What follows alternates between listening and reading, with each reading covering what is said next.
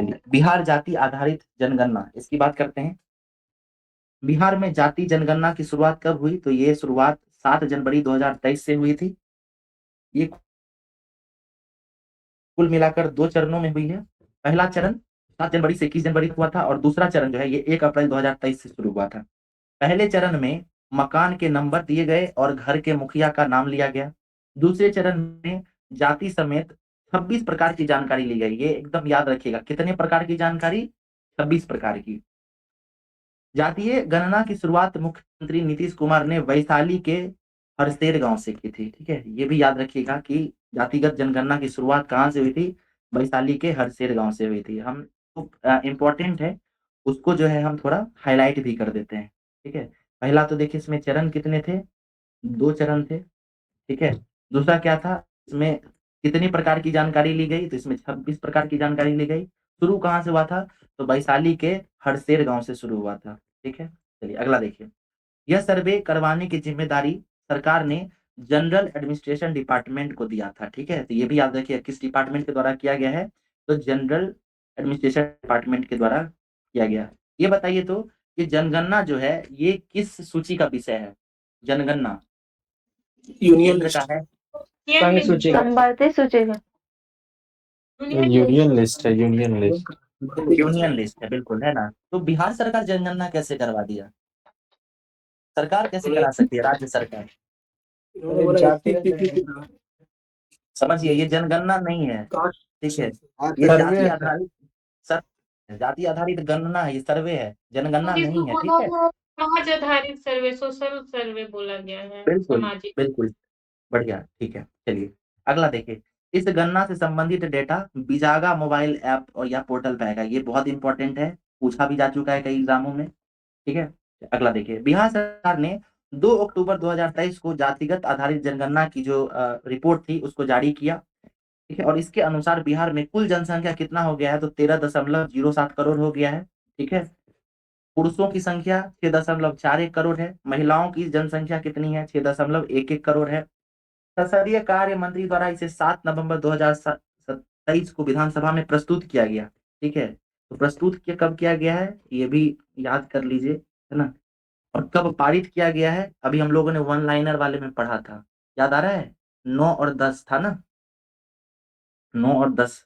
ठीक है, अगला देखिए। इस रिपोर्ट के अनुसार बिहार, बिल्कुल, इस रिपोर्ट के अनुसार बिहार में 215 अनुसूचित जातियां हैं। अनुसूचित जाति मतलब शेड्यूल कास्ट। बिहार में लिंगानुपात कितना है? 953, यह भी हम लोग पढ़े। बिहार में कुल कितना परिवार है? स्किप कर सकते हैं। बिहार में कुल ट्रांसजेंडरों की संख्या 825।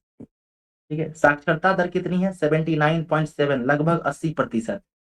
पुरुषों का साक्षरता दर कितना है? 84.91, और महिलाओं का कितना है? 73.91। देखिए दोनों में 91 है, 91 है, इससे आसान होगा याद करना। चलिए बताइए तो 2011 की जनगणना के अनुसार बिहार का साक्षरता दर कितना था? 2011 की जनगणना के अनुसार 51.5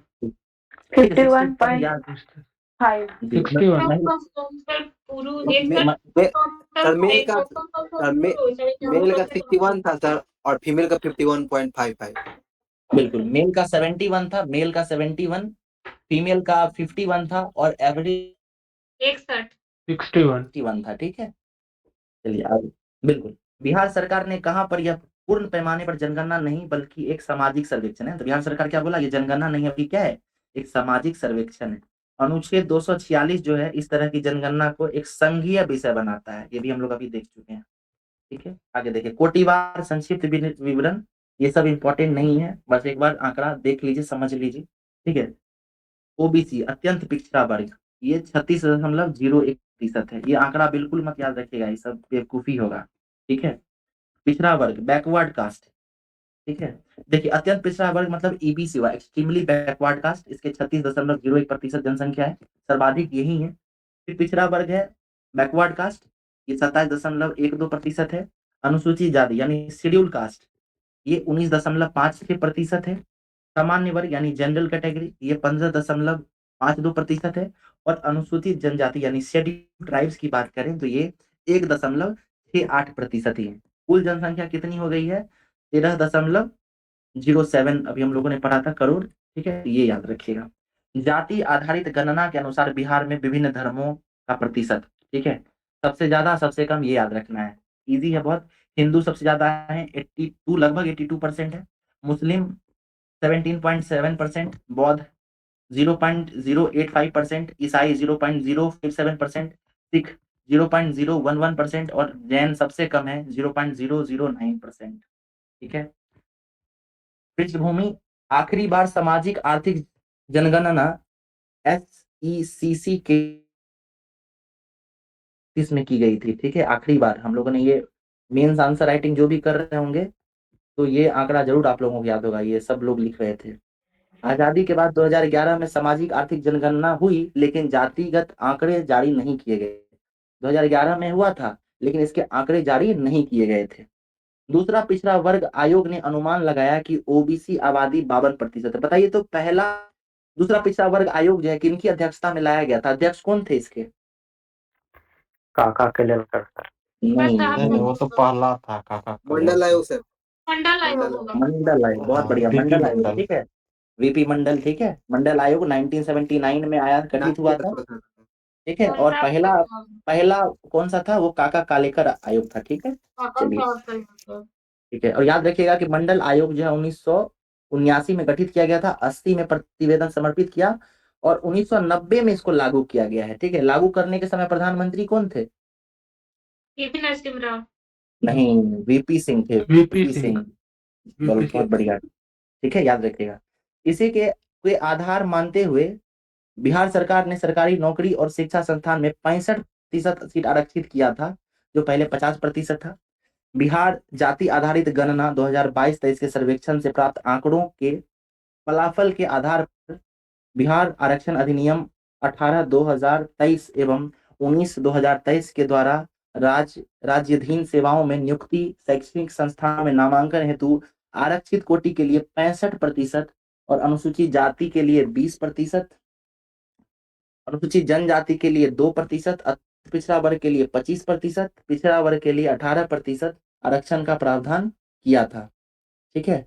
लेकिन इसको जो है और जनरल के लिए जो है ये 10% आरक्षण पहले से लागू है, तो ये भी लिखा गया है इसमें, ठीक है? और इसको जो है सुप्रीम कोर्ट के द्वारा इस पे रोक लगा दिया गया है। तो हमारे लिए जो है ये आरक्षण इम्पोर्टेंट नहीं रहता है, हमारे लिए सर्वे इम्पोर्टेंट है। सर्वे का याद ज़रूर रखिएगा, ठीक है? आरक्षण में क्या बात किया गया उसको स्किप कर सकते हैं, ठीक है? चलिए, और याद रखिए आरक्षण की कुल सीमा जो है बिहार में इसको बढ़ाकर 75% कर दिया गया था, लेकिन इस पर रोक लगा दिया गया है। राज्य सरकार द्वारा बिहार राज्य की सभी सरकारी सेवा संवर्गों में पदानुक्रम में दिव्यांगजन कर्मियों के लिए प्रोन्नति में 4% 36 आरक्षण है, ठीक है? उसके अलावा देखिए सरकार ने इस फैसले को फैसले है, ठीक है? सरकार के इस फैसले को पटना उच्च न्यायालय ने 20 जून 2024 को रद्द कर दिया, ठीक है? और 29 जुलाई 2024 को सर्वोच्च न्यायालय ने भी हाई कोर्ट के निर्णय पर रोक नहीं लगाई। मतलब वो भी सुप्रीम कोर्ट ने भी बोला कि ये जो रद्द किया गया है वो उचित ही रद्द किया गया है, ठीक है? तो इस पे आप सुनवाई होगी, फिर बाद में देखा जाएगा क्या है। यहाँ देखिए जाति आधारित जनगणना के लिए जाति के हिसाब से जनसंख्या दिया गया है। ये इम्पोर्टेंट नहीं है, है ना? इस तरीके का सवाल पूछने से बचता है, ठीक है? बट फिर भी टॉप के 2-3 याद कर लीजिए। यादव, ठीक है? ये सबसे ज़्यादा इनकी आबादी है 14.26 करोड़। फिर दुसाध या धार लिखा हुआ है यहाँ, ये 5.31 करोड़ है। फिर रविदास ये 5.26 करोड़ है। कोयरी 4.2% है। ये सब प्रतिशत में आबादी दिया गया है, सॉरी हम करोड़ बोल दिए थे। यादव 14.26%, दुसाध धारी ये 5.31%, रविदास 5.26% और कोयरी 5.2%, ठीक है? तो इतना ये सब पूछेगा नहीं, ठीक है? बट फिर भी देख लीजिए टॉप का, आप देख ही दे क्या मालूम, अगर भारी ही करना हो पूछ ही दे तो क्या कर सकते हैं। याद रखिएगा टॉप पे पहला यादव है, दूसरे में पासवान या दुसाध कह सकते हैं उनको, फिर एक है रविदास, ये आंकड़े दिए गए थे। तो ये हमारा जाति आधारित जो सर्वेक्षण हुआ है या गणना हुआ है वो, और इसके साथ जो आरक्षण जुड़ा हुआ है मुद्दा, उसको भी हम लोगों ने कवर कर लिया है, ठीक है?